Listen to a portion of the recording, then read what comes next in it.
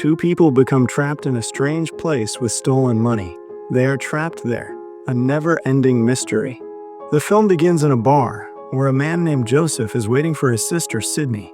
They robbed $1 million. The police are after them, so they have to hide for a while. Sydney did this because she was in debt. She wanted to give her daughter a good life with the money.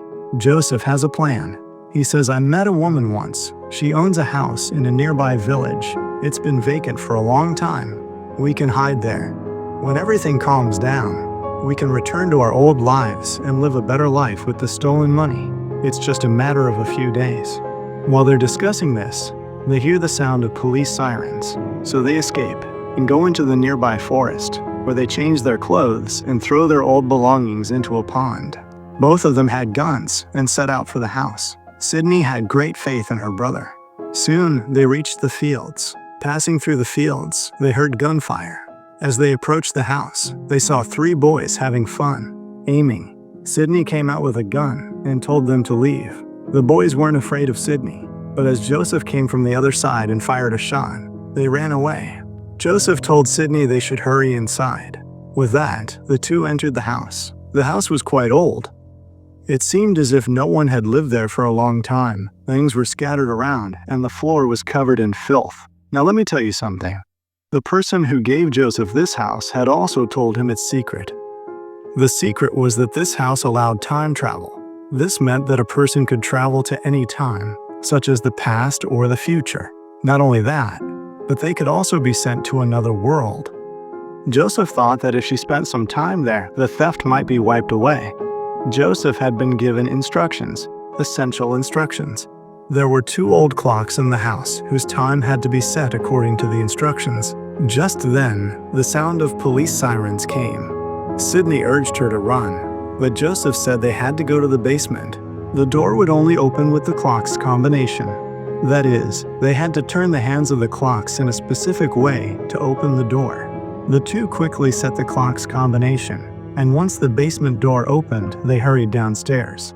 They realized the police had entered and were searching the house. Joseph opened an old diary and told Sydney to dial a specific number on the telephone. Sydney answered the phone, and after dialing the number, she uttered three strange words, which were actually code words. Suddenly, darkness fell, and everything went silent. When they emerged from the basement, they saw that the house had completely changed. All the belongings were in their original place. The house looked new, as if someone had actually lived there. They had actually time traveled back to a time when the house was new. Joseph followed the diary's instructions and turned back the clock in one room. Sydney was shocked. She couldn't believe this was really happening. But the truth was, they were both fools. Whoever sent them to this house wasn't there. This meant something else was going on, something very dangerous. Joseph explained to her that this place was now completely safe for them, but on one condition. They had to stay here for 14 days. Then they would return to their own timeline, where everything would be quiet. They were both happy to think that at least no one would come looking for them. The kitchen was also full of food. Records and movies were laid out on the table to pass their time. The first day, they both just rest. Then, the next day, Joseph goes for a walk nearby, not too far from the house, because this house has a limit they can't cross. Joseph had been told this. Sydney finds some clothes in the house. The furnishings are a bit strange. There's both old stuff and modern new stuff. But for now, these two don't mind, because they just want to be quiet. In the evening, they cook dinner. Later, they do the financial calculations. They have to write everything down. Sydney looks at a picture of her son and consoles herself that everything is going to be fine. Days pass. 13 days pass like this. One night, they both look at an antique in the house. That is, she was talking about something precious and old. Then they start talking about their past lives. It turns out that their past wasn't so good. From their conversation, it seemed as if Joseph never gave his sister support or time. But today, both siblings are happy to be together. Then they start remembering their mom and dad. Sydney remembers the tune of a song she heard as a child, which was her mother's favorite. Just like that, 2 weeks pass. They were happy to be leaving. Sydney was anxious to return to her daughter. They start cleaning the house, and Joseph burns all the trash. Now, just as they had previously followed instructions in the basement and entered a different timeline, they need to follow some instructions to return to their own timeline, so they head towards the basement. But to their shock, they find that someone has locked the basement door. It turns out that there is a church and a mill nearby. A message was written on the door. If you want to go back, go to the old mill. Seeing this, Sydney panics and, without thinking, runs towards the mill. Joseph follows her and tries to calm her down. When they enter the mill, they are astonished. It's like a church was set up, as if it had once been used for religious ceremonies. A corpse was also lying there, in a very bad condition. A wooden stand was placed next to the body, and on the stand was written, "You are trapped in a time loop. If you are willing to stay here, sign below." Seeing this, Sydney becomes terrified.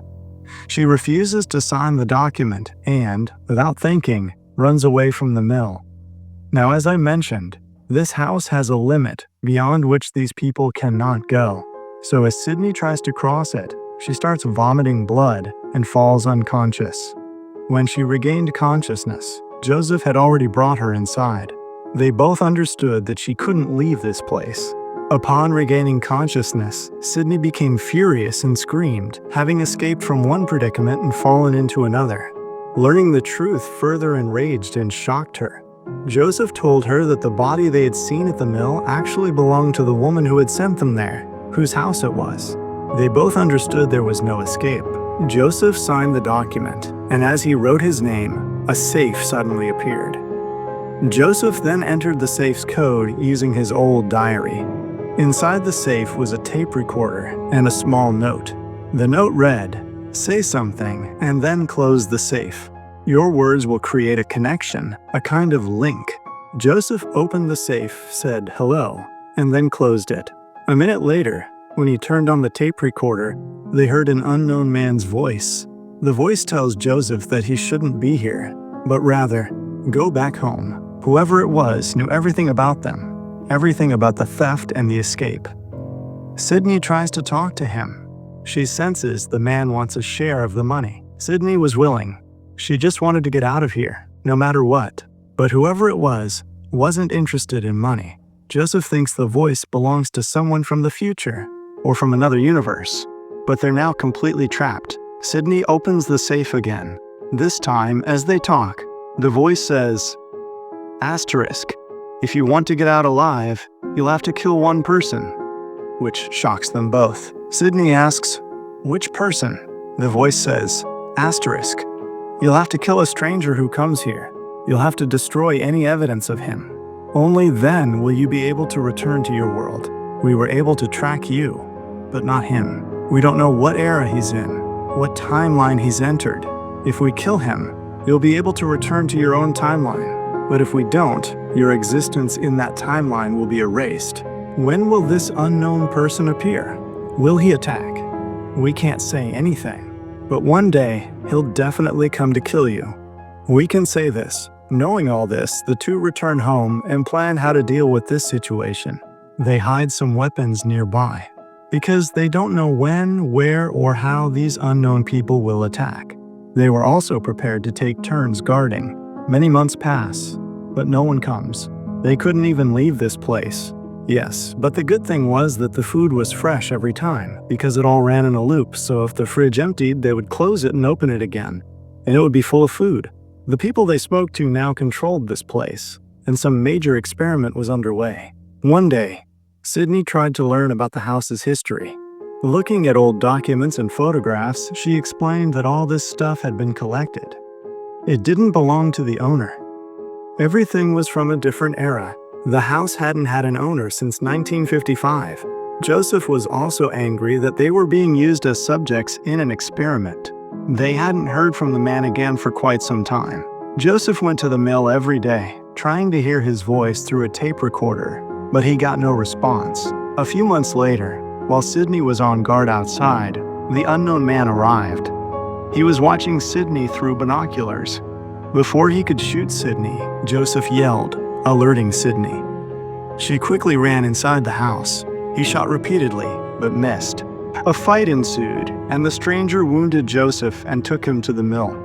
But he wouldn't talk. He also wanted Joseph to speak for him, telling those in control that Joseph had killed the stranger. When they asked for proof, Joseph lied, saying it was too cold. "I couldn't find his body," he said. But they realized he was lying. Sydney was at home at the time. A safe arrived there as well. She told Sydney, "We don't know who he is, but he's neither you nor Joseph, which means he's not some future version of you. He's not even your mom or dad. But whoever it is, you have to kill him." When the stranger entered the house, Sydney fought him. And when she removed his mask, Sydney was shocked, knowing it was none other than his daughter. Joseph arrived, and by then, Sydney's daughter had hidden her face. He too wanted to kill her. However, while Sydney tried to stop Joseph, he fired. To save her daughter's life, Sydney stepped forward, being shot and nearly killed.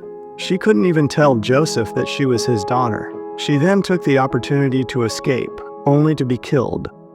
Joseph was deeply saddened by his sister's death. He later buried her body. He then contacted them, requesting them to send him back to his own time so he could correct his mistake. Please give him one last chance, so they agreed, sending Joseph to the day she was supposed to come to the house with the stolen money. And now Joseph goes back in time, kills his original self, and then returns with his sister. But this time, he accidentally kills his sister. And this happens not just once, but multiple times, and continues to recur. Years pass, and Sydney once again appears in the loop. We see that Joseph has grown older. He tells Sydney, "I tried so hard to save you, but every time I accidentally kill you. This will continue because of greed. There's only one solution, and that's for you to kill me. Leave the money and go back to your daughter. Never go to that house again, because this is the past where you're alive. If you don't go to that house now, everything can be stopped, which will stop the lure." He forces her so much that Sydney shoots him and kills him. But Sydney escapes, meaning the cycle will repeat itself. This will keep happening again and again. This means she'll return to this house, and the endless loop will reactivate. We now learn that these people created this place because they knew so much and were in control. These experiments had been taking place here since 1955, which is why various items were found there. Furthermore, there were numerous time travel houses where different people were present, and this is where the story of the film ends.